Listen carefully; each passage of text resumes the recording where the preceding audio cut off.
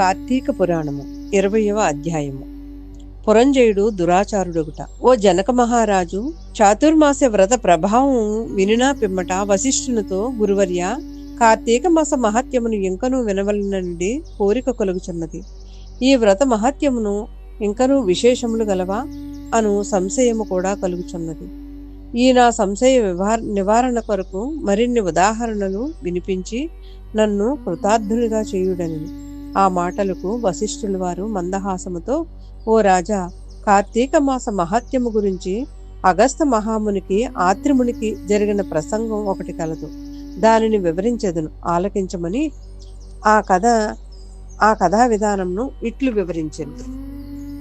పూర్వం ఒకప్పుడు అగస్త మహర్షి ఆత్రి మహర్షిని గాంచి, ఓ ఆత్రిముని, నీవు విష్ణువు అంశయందు పుట్టినావు కదా, కార్తీక మాస మహత్యము నీకు ఆమూలాగ్రహము తెలియను కదా, దానిని నాకు వివరింపము అని కోరెను. అంత ఆత్రి మహాముని, కుంభసంభవ, నీవడిగిన ప్రశ్న వాసుదేవునికి ప్రీతికరమగుటచే మొత్తమైనది.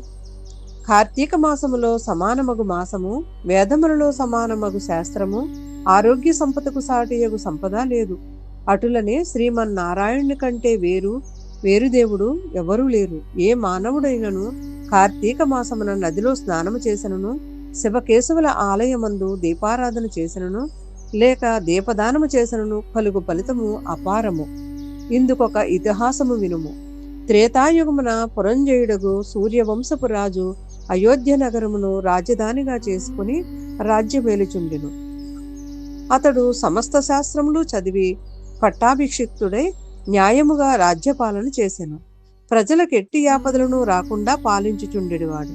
అట్లుండ కొంతకాలంనకు పురంజయుడు అమిత ధనాస చేత, రాజ్యాధికార గర్భము చేతను, జ్ఞానహీనుడై దుష్టబుద్ధి గలవాడై, దయా దాక్షిణ్యములు లేక దేవ బ్రాహ్మణ మాన్యములు లాగుకొని పరమ లోబి అయి చోరులను చేరదీసి వారిచే దొంగతనములు దోపిడీలు చేయించుచు, దొంగలు కొల్లగొట్లునట్లు వచ్చిన ధనములో సగము వాటా తీసుకొనుచు ప్రజలను బీతావహులను చేయుచుండెను. వీటిలో కొంతకాలము జరుగగా అతని దుష్టములు నలుదిక్కులా కూడా వ్యాపించెను. ఈ వార్త కాంబోజ, టెంకాయ, కొంకణ, కంకణాది రాజుల చెవులు పడింది.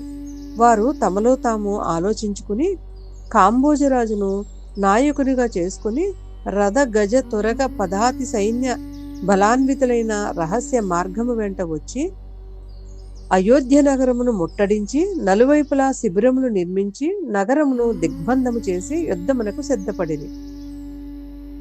అయోధ్య నగరమును ముట్టడించిన సంగతి చారుల వలన తెలుసుకొని పురంజయుడు తాను కూడా సర్వసన్నద్ధుడై ఉండెను.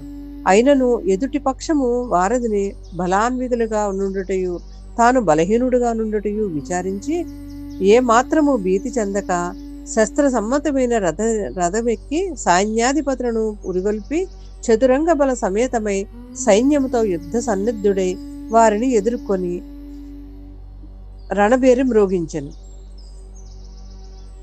సింహనాదము గావించుచు మేఘములు గర్జించినట్లు హుంకరించి శత్రు సైన్యములపై పడిను. 20వ రోజు పారాయణము సమాప్తం.